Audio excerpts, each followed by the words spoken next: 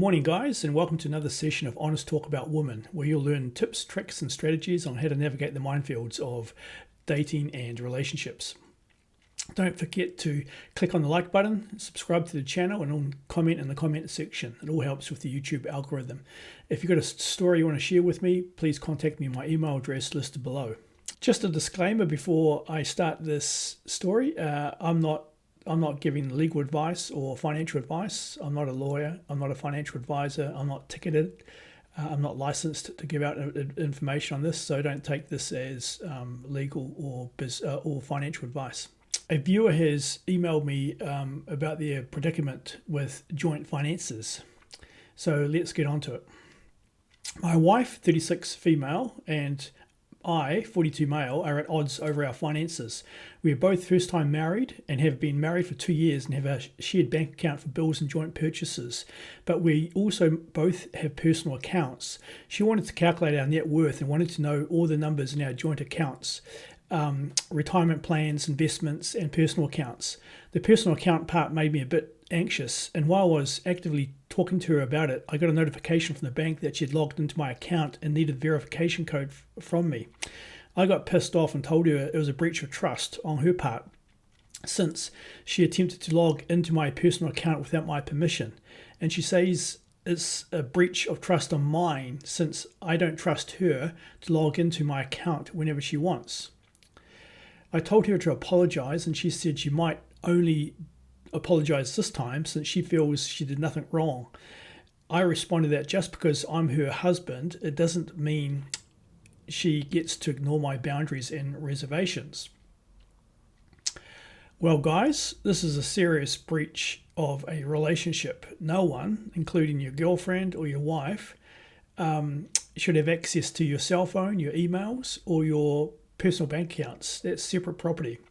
But what puzzles me about this viewer's story is there's no prenuptial agreement before they got married or any marriage contract. You need to state up front at the beginning of a marriage, before you get married, before you tie the knot, that this is your assets and this is my assets. Usually in Schedule A is her assets, Schedule B is your assets, and both of you respect each other's assets and neither of you make a claim on them. So it surprises me they don't acknowledge that up front, each other's assets. But it's a serious breach, and she has no right to access that without his permission. There's all sorts of complications that come out of this story also.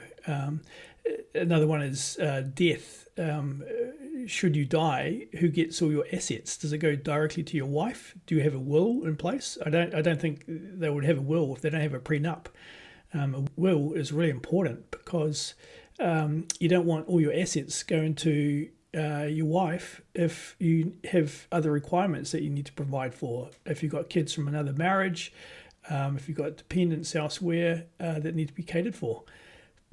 So this guy has got to do some dotting of the I's and crossing of the T's.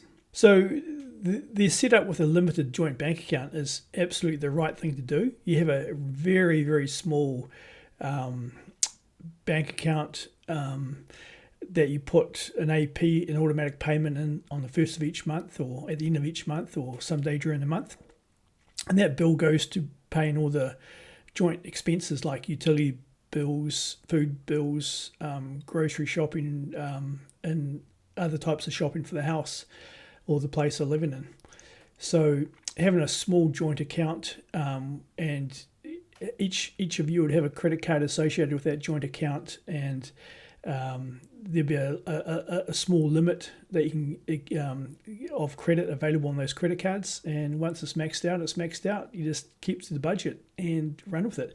Most people have like a $5,000 credit card limit, and they put in $2,500 each month jointly into that account to pay for all their joint expenses. And once they exceed that limit, then it's just no more spending until your automatic payments come into the account to clear the credit card. So they've set things up correctly, but it does concern me that they don't have a prenup or a marriage a contract at the start of their relationship. It always interests me when I was at school, guys. When you're 18, you start hitting nightclubs in this part of the neck of the woods. 18 is the magic age to get into a bar or a nightclub. Obviously, it varies from country to country, but I remember hitting the nightclub scene when I was 18, and I met a girl who was showing anyone around the drinks over and over. I said, naively back then, how can you do this? You don't have a job, part-time job, because she was also a student. And she said, oh, when I turned 18, I got a credit card. And I thought, well, a credit card's not free money. You've got to pay for it at the end of the day when the balance is due. Otherwise, you get hit 25, 30% interest. Anyway, as the months unfolded, she told me she had a really bad experience with her credit card. She maxed it out. It was $1,000 credit limit back then. And she had maxed it out on drinks, and she honestly thought it was free money and someone else is going to pay for it. And her father ended up paying the bill, which is not a good signal on her ability to handle money. So, guys, if you're going to get into a relationship, it's always a good test to see if your girlfriend or future wife is good with money, because it's essential. And one little test you can do is quite casually just say, look, since you're going shopping down to the shopping mall this afternoon, are you able to buy those 2 shirts at shop XYZ? I need 2 white business shirts for business. Can you purchase them, please? Here's my credit card. And if she goes down and gets a really good deal and sort of negotiates the price down, or depending on what country you're in, if there's a special on, going for a special price for those 2 shirts, and she saves you money, that's a good signal that she's frugal and prudent with money and knows how to drive a bargain. If she comes back with 2 of the most expensive shirts in the shop that you didn't want, plus she brought some other items on your account, then that's a huge red flag, guys, if you're looking at going into a relationship with that person. So that's it for today, guys. Very short story. If you have any stories you want to share with viewers, then please email me in. This guy has had a breach in his relationship. His wife had no business to access or try to attempt to access his personal bank accounts. That's a huge breach. That's like someone getting your cell phone and going through all your text messages, your emails, and all your personal correspondence. That's totally off bounds unless you allow that. Don't forget to click on the like button, subscribe to the channel, and comment in the comments section. If you have a story you want to share with viewers, you can email me on the email address listed below. That's it for today, guys. Take care.